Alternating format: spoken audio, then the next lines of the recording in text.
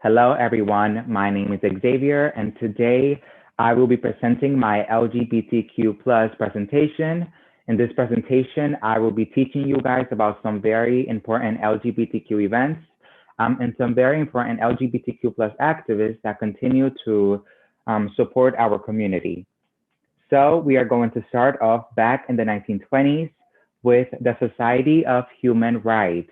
The Society of Human Rights was created by Henry Gerber, and it was the first gay rights organization in America. And its goal was to fight against prejudice and advocate for LGBTQ plus rights. It was created in Chicago. And for those of you that do not know, an organization is basically a group of people that come together with a goal in mind. And it's usually a goal for activism and for change. Okay, so let's move on to the Mattachine Society. So the Mattachine Society was very similar to the Society of Human Rights.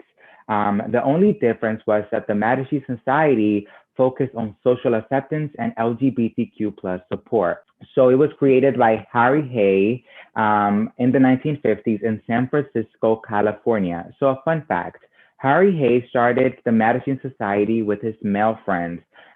They wanted to save the gay men. So I want you to know something. During the 1950s, there really wasn't the term LGBTQ plus. During this time period, it was just more of the gay community. You know, trans women weren't really seen, queer men weren't really seen, or at least there wasn't a specific term for them during this time.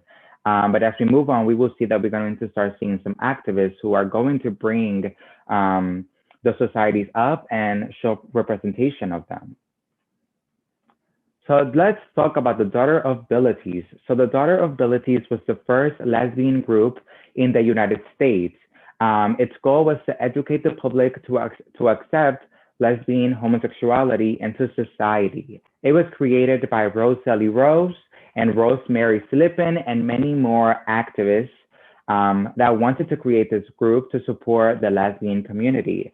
It was created in 1955 and again in San Francisco, California, that served basically a haven for the LGBTQ community during this time. Okay, so let's talk about our first riot, the Cooper's Donut Riot. So in May 1959, a group of drag queens and hustlers fought cops in a donut shop in downtown LA. They were mad that the LAPD officers were arresting their friends for purely being themselves and for congregating in the Cooper's Donuts, which was a very popular gay place during this time period. This became known as one of the first recorded LGBTQ plus rights riots. Just a little fun fact, Cooper's was on the main street of Los Angeles and was called the gay ghetto of the 1950s and 60s. This was because there was a huge population of LGBTQ members surrounding this community. All right, so let's move on to the Jean Compton Cafe riot. So in 1966, 3 years prior to the Stonewall, there was a place that was called the Compton Cafe. So in this place, a lot of LGBTQ members would come every single day to meet up and eat and have fun. But in this cafe, it was still illegal during this time for homosexual acts in almost every single state. So the owners of the places can call the police officers to come and try to take these people away from their restaurant. And when the police officers showed up and tried to get rid of everybody that was inside this cafe, a trans woman threw coffee at the police officers because she didn't want to leave. She was very upset that she was being forced to leave this cafe. It was very similar to the Cooper's Donuts riot. And again, it was a very unfair and unjust moment in LGBTQ history, but it showed how powerful our community was when we stood together.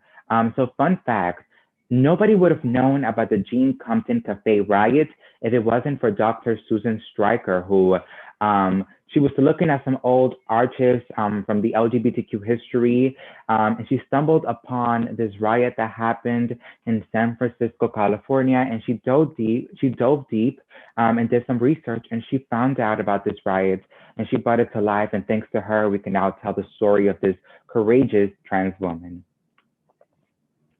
All right, so let's move on to the Stonewall riots. So this is maybe one of the most popular riots in LGBTQ plus history, and here's why it was so significant.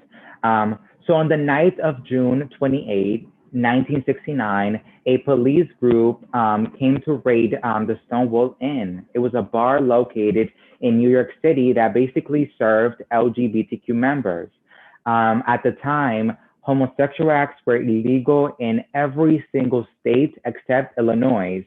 And bars and restaurants could get shut down for having gay employees or serving gay people.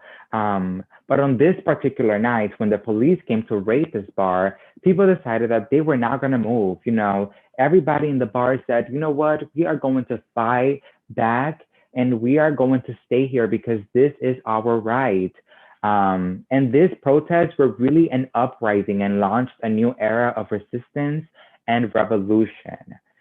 Many of these riots were led by the iconic Marsha P. Johnson, who was a Black trans woman that was born in August 24th, 1945, and played, again, a huge role in the uprising of this riot. I want you guys to just picture this for a second. Segregation had just ended a couple of years ago, and now a Black trans woman is in the front lines fighting for LGBTQ plus rights. I mean, that's iconic and that's brave, and that's why Marsha P. Johnson is really one of the staples of the LGBTQ plus community.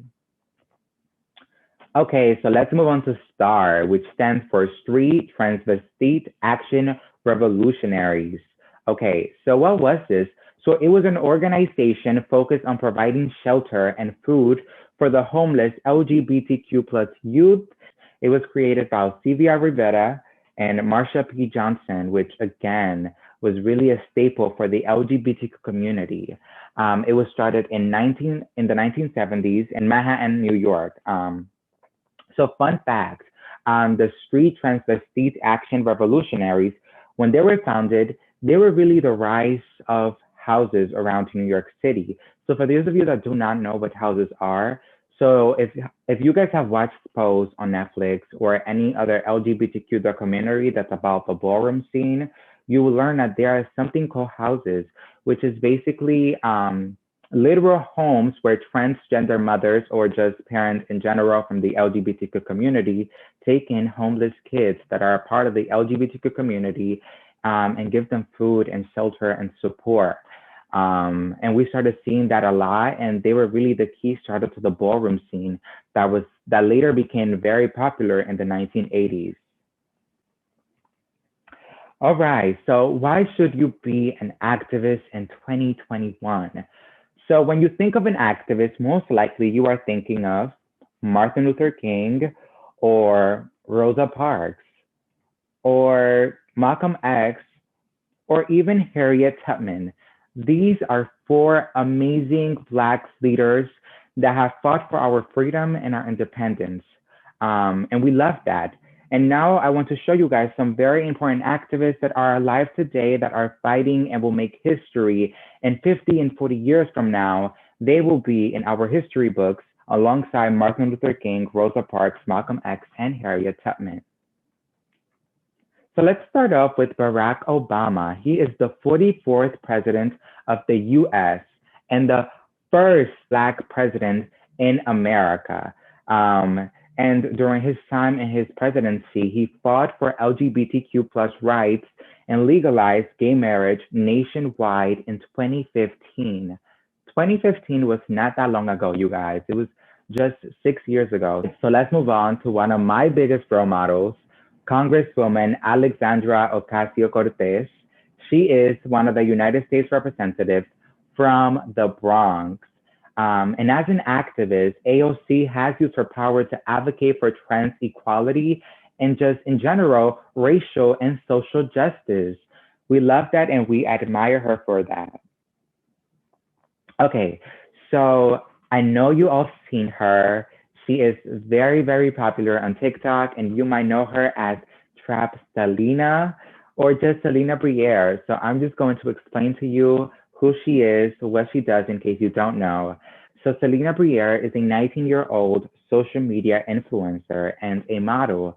As a Black trans woman, she has used her platform to raise awareness about the violence and discrimination that trans women endure on daily basis. So we all know Trapsalina from TikTok. She became very popular after she did skits from her school and just from her personality in general. But we see her every single day using her platform and her millions of followers and educating them about what it's like to be a trans woman. And she is a very, very young activist. And because of that, she is putting her name alongside other amazing activists like Indiana Moore, Dominique Jackson, MJ Rodriguez, etc. All right, so let's move on to Jazz Jennings. Jazz Jennings is a 20-year-old trans woman, and she is known as one of the youngest documented trans kids. And because of this, she became so popular, and she has used her popularity to advocate for LGBTQ youth all around the world. Okay, so why am I telling you all of this? Why am I showing you activists that are alive today? Well, 2021 and 2020 have been some years that have been full of injustices, and so many things have happened. To us, this might just be our world, but 50 and 100 years from now, students all around the world will have to learn about the things that happened in these 2 years. That to us, again, might not mean so much, but to the future, they are a moment of revolution and a moment of change. I want to take a moment to talk about the things that are currently going on in the world and why you should use your voice to advocate for them. In just 2021, more than 30 states in America have introduced anti trans bills. These bills plan to ban trans youth from sports and block their access to gender affirming care. Thankfully, New York isn't a part of those states, but we must continue to share the news to protect the transgender community. So I know that I spent most of my presentation talking about LGBTQ plus history and important activists that have shaped our community. I want you guys to walk away from this presentation knowing that I do not just want you to be an activist for the LGBTQ community, but instead I want you to be an activist for anything that requires social justice and equality. In 2020, there was a significant rise in police brutality. After the deaths of George Floyd and Breonna Taylor, protests began all around America. Through the power of social media and the participation of everyone, the killers of George Floyd were convicted and sentenced. But unfortunately, Breonna Taylor hasn't received her justice, and our fight isn't over. We must continue to say her name and fight for her justice. These injustices all around the world continue to amaze me, and the issue doesn't just stop here. Our voices are powerful when we come together. And I know that as youth, we are told all the time that our voices do not matter, but our voices do matter when we come together because, in fact, we are humans. And when we speak together, change is made. And we've seen it throughout history. We've seen it through the civil rights movement. We've seen it through LGBTQ plus riots. And we will continue to see it today. All we have to do is come together to speak about the issues that matter to us. But that is all. Thank you.